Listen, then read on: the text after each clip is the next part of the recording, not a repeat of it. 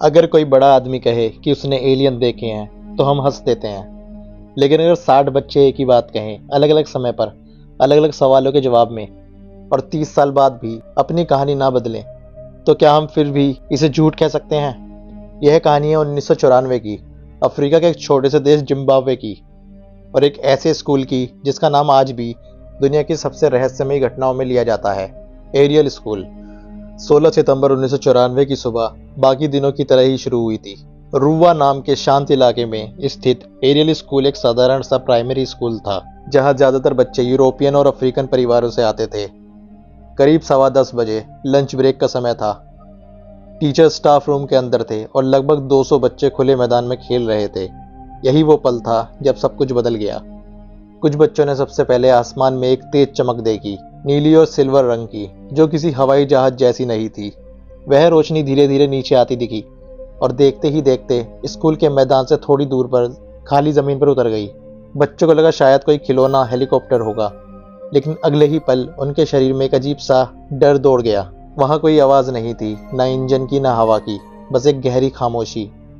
कई बच्चों के मुताबिक उस चमकदार डिस्क के पास 2 छोटे कद के प्राणी दिखाई दिए। उनकी ऊंचाई लगभग एक 8-10 साल के बच्चे जितनी थी। उनके चेहरे सामान्य नहीं थे, आंखें बहुत बड़ी, काली और चमकदार, मुंह छोटा, नाक लगभग ना के बराबर। कुछ बच्चे डर के मारे रोने लगे, कुछ वहीं खड़े रह गए जैसे उनके पैर जमीन से चिपक गए हों। एक बच्ची बाद में बताती है कि उसे ऐसा महसूस हुआ जैसे उन प्राणियों ने उसके दिमाग में कुछ कहा हो। कोई आवाज नहीं, फिर भी संदेश साफ था, धरती को नुकसान मत पहुंचाओ। यह बात सबसे डरावनी थी, क्योंकि किसी बच्ची ने पहले यह लाइन कभी नहीं बोली थी। फिर भी बाद में कई बच्चों ने लगभग यह बात दोहराई। करीब 15 मिनट तक वह चीज वहां रही। फिर अचानक वह डिस्क ऊपर उठी और आसमान से तेजी से गायब हो गई। जब टीचर्स बाहर आए तो उन्हें कुछ भी नहीं दिखा, लेकिन बच्चों की हालत देखकर वे समझ गए कि कुछ तो अजीब हुआ है। अगले कुछ घंटों में पूरा स्कूल एक सवाल से भर गया था। अगर यह सब वहम था तो इतना एक जैसा कैसे? और यहीं से यह कहानी दुनिया के सामने आने लगी। जब लंच ब्रेक खत्म हुआ तो बच्चों को क्लासरूम में भेज दिया गया, लेकिन कोई पढ़ाई नहीं हो सकी। कुछ बच्चे रो रहे थे, कुछ बिल्कुल चुप थे, इतने चुप कि टीचर्स को लगा शायद उन्हें सदमा लग गया है। टीचर्स ने पहले सोचा कि बच्चों ने मिलकर कोई शरारत की होगी या फिर किसी ने अफवाह फैलाई होगी, लेकिन जैसे जैसे वे अलग अलग बच्चों से बात करने लगे, उनके चेहरों का रंग उड़ने लगा। एक टीचर ने बच्चों को अलग अलग कमरे में बुलाया, एक एक करके, बिना किसी दूसरे बच्चों को सुनाए। हर बच्चे से वही सवाल पूछा गया, तुमने क्या देखा? और जवाब डराने वाला था। कोई बोला चमकदार गोल चीज उतरी थी, कोई बोला 2 छोटे आदमी थे अजीब से, कोई बोला उनकी आंखें बहुत बड़ी थी, और कोई बोला उन्होंने मुझसे बात की बिना मुंह खोले।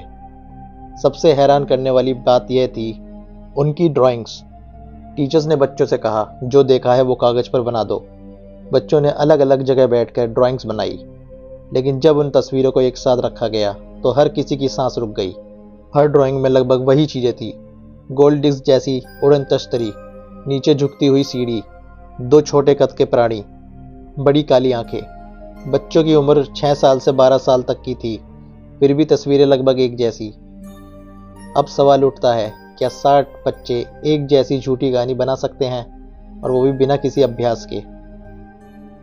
स्कूल ने तुरंत बच्चों के माता पिता को बुलाया। कुछ माता पिता नाराज थे, कुछ डरे हुए, लेकिन जैसे ही उन्होंने अपने बच्चों की बात सुनी, हंसी गायब हो गई, क्योंकि बच्चे कोई डरावनी फिल्म जैसा कुछ नहीं बता रहे थे। वे बहुत शांति से, बहुत साफ शब्दों में वही बात दोहरा रहे थे। कुछ बच्चों को उस रात नींद नहीं आई। कई बच्चों ने बताया कि उन्हें अजीब सपने आए, और कुछ ने तो कहा उन्हें ऐसा लग रहा था जैसे कोई उन्हें देख रहा हो। स्कूल मैनेजमेंट ने इस घटना को दबाने की कोशिश नहीं की। उन्होंने इसे स्थानीय अखबारों को बताया, और बस यही से ये कहानी जिम्बाब्वे की सीमा से बाहर दुनिया में फैलने लगी। कुछ ही दिनों में स्कूल के बाहर पत्रकारों की भीड़ थी, कैमरे, माइक्रोफोन, सवाल, और फिर आया एक ऐसा व्यक्ति जिसने इस केस को हमेशा के लिए बदल दिया। अखबारों में खबर छपने के कुछ ही दिन बाद एक ऐसा व्यक्ति एरियल स्कूल पहुंचा, जिसे देखकर टीचर भी गंभीर हो गए। उस आदमी का नाम था doctor John Mac.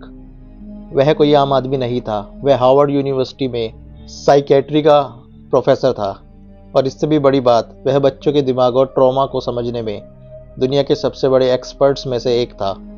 Doctor Mac इस केस को मजाक या अफवाह मानकर नहीं आया था। वह बहुत सावधानी से हर बच्चे से अलग अलग मिला। न कैमरा, न दबाव, न डर।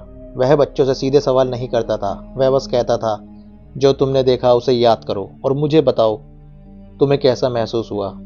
कुछ बच्चे बात करते हुए रो पड़े, कुछ अचानक चुप हो गए और कुछ ऐसे थे जो दीवार की तरफ देखते हुए कुछ सेकंड तक बिल्कुल शांत रहे, जैसे वो फिर उसी पल में लौट गए हो। एक बच्ची ने डॉक्टर मैक्स से कहा कि उन प्राणियों की आंखों में देखने पर उसे डर नहीं लगा बल्कि दुख महसूस हुआ।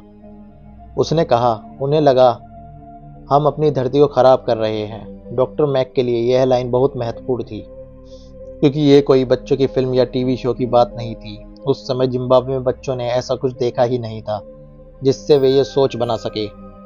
डॉक्टर मैक ने बच्चों से उन प्राणियों की आवाज़ के बारे में पूछा। बच्चों का जवाब और ज़्यादा डरावने वाला था। उन्होंने कहा, उन्होंने बोला नहीं, लेकिन हमें सब समझ आ गया।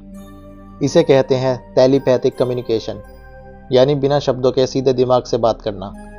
डॉक्टर मैक ने बच्चों के बॉडी लैंग्वेज पर ध्यान दिया, उनके डर पर, उनकी कंसिस्टेंसी पर, और फिर उनसे एक बात कही जिसने इस केस को हमेशा के लिए बदल दिया। ये बच्चे झूठ नहीं बोल रहे। ये किसी कलेक्टिव इमेजिनेशन का मामला नहीं है। यह बयान इंटरनेशनल मीडिया में फैल गया।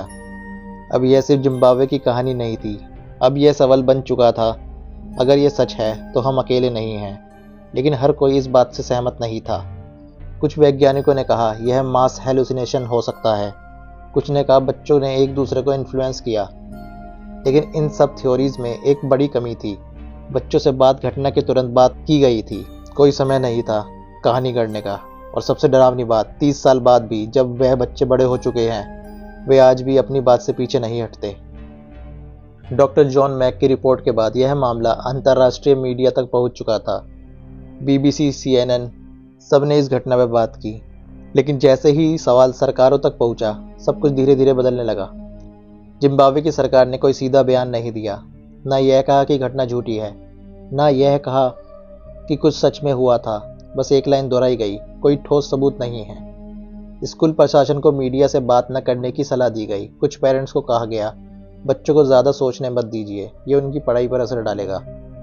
धीरे धीरे पत्रकारों की एंट्री स्कूल में बंद कर दी गई। कैमरे हट गए, माइक शांत हो गए। जो मीडिया हर दिन सवाल पूछने आ रही थी, वही अचानक दूसरी खबरों में उलझ गई। ना फॉलोअप लिया गया, ना इन्वेस्टिगेशन की गई। ऐसा लगा जैसे किसी ने एक बटन दबाया हो और कहानी रोक दी गई हो।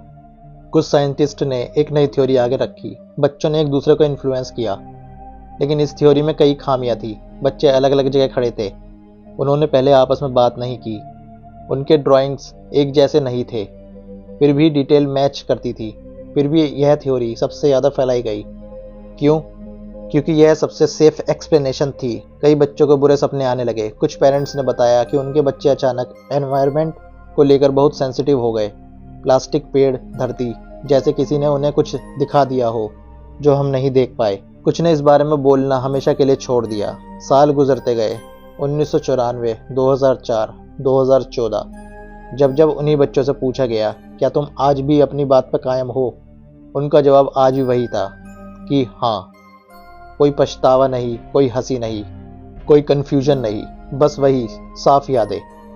और यहीं से सबसे बड़ा सवाल पैदा होता है, अगर ये सब झूठ था तो 30 साल बाद भी कहानी बदली क्यों नहीं? साल बीतते गए। एरियल स्कूल के वो बच्चे अब बच्चे नहीं रहे। कोई टीचर बना, कोई इंजीनियर, कोई रिसर्चर और कोई आर्टिस्ट। लेकिन जब जब किसी डॉक्यूमेंट्री या इंटरव्यू में उनसे वही सवाल पूछा गया कि आपने सच में कुछ देखा था, तो जवाब आज भी लगभग शब्द दर शब्द एक सा था। एक लड़की जो उस दिन सिर्फ 9 साल की थी, 30 साल बाद कहती है, मुझे आज भी उनकी आंखें याद हैं। वो हमें देख नहीं रहा था, वो हमारे दिमाग के अंदर देख रहा था। एक लड़का कहता है, मैं डर गया था, लेकिन उससे भी ज़्यादा मुझे ऐसा लगा जैसे वो कुछ समझाना चाहते हो। ये लोग आज किसी फेम की तलाश में नहीं हैं। इनमें से ज़्यादातर इंटरव्यूज से बचते हैं। कुछ ने तो साफ मना कर दिया, हम इस पर और बात नहीं करना चाहते। अगर ये झूठ था तो लोग चुप क्यों रहे? आज के न्यूरो साइंटिस्ट इस केस को 2 हिस्सों में देखते हैं। अगर हेलुसिनेशन थी तो यह अब तक की सबसे डिटेल्ड हेलुसिनेशन थी जो बच्चों के एक ग्रुप में देखी गई।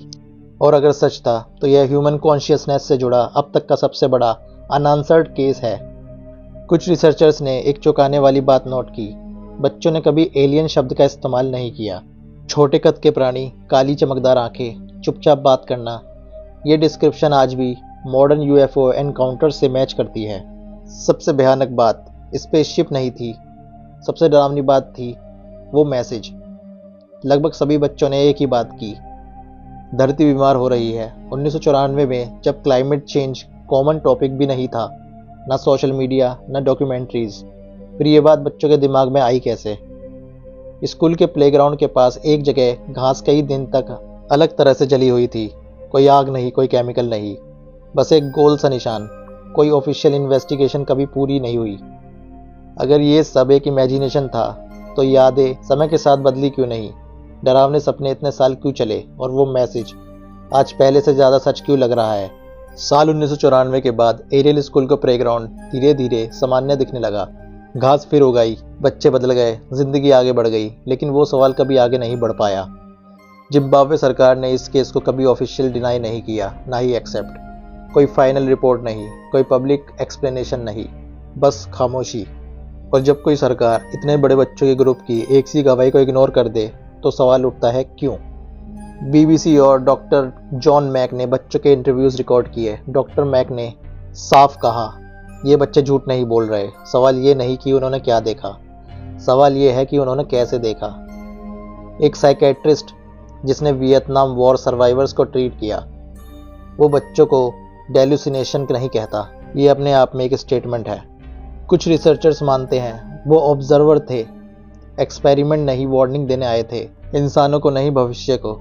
कुछ लोग कहते हैं वो संदेश वर्ड में नहीं था, वो एक फीलिंग था, और फीलिंग भाषा से ज़्यादा गहरी होती है। शायद इसलिए आज भी जब क्लाइमेट डिजास्टर बढ़ते हैं तो वही बच्चे सबसे ज़्यादा बेचैन होते हैं। आज दुनिया में यूएफओ साइटिंग्स पहले से कहीं ज़्यादा है। सरकारें अब अनआइडेंटिफाइड एरियल फिनोमिना जैसे शब्द इस्तेमाल कर रही है। मतलब कुछ तो ऐसा है जिसे हम अभी भी समझ नहीं पाए। कल्पना कीजिए, खुला मैदान, नीला आसमान, चारों तरफ सन्नाटा, और अचानक आपको ऐसा लगे कि कोई आपको देख रहा है। आप आंखें उठाते हैं, कुछ नहीं दिखता, लेकिन वो फीलिंग वो बताती है तुम अकेले नहीं हो। ये कहानी यही ख़त्म होती है, लेकिन सवाल वही। अगर आपको लगता है कि ब्रह्मांड में हम अकेले नहीं हैं तो कमेंट में लिखिए हम अकेले नहीं। अगर आपको लगता है कि ये सिर्फ एक संयोग था तो लिखिए सब दिमाग का खेल। ऐसी ही सच्ची, डरावनी और अनसुलझी कहानी के लिए चैनल को सब्सक्राइब करना मत भूलिए। धन्यवाद।